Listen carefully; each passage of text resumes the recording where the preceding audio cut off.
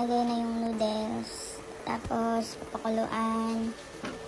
Naputi pa yung chopstick, kaya nagamit ulit na ibang chopstick. Tapos, ayan, lalagay na yung Nestle cream para mas masarap, lalong sumarap yung samyang yun. Niluto ko pala dito ay samyang carbonara. Maanghang siya, pero sobrang sarap. Tapos, ayan, antayin lang kumulo. Tapos, ilagay na yung ayan, pampalasa yung sa carbonara. Tapos, sunod na yung maanghang talaga. Yung sauce niya. Ayan, tapos, haluin lang.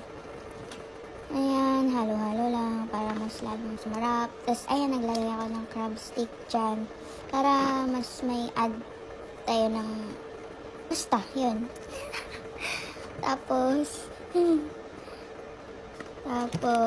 lagyan natin ng cheese para added flavor.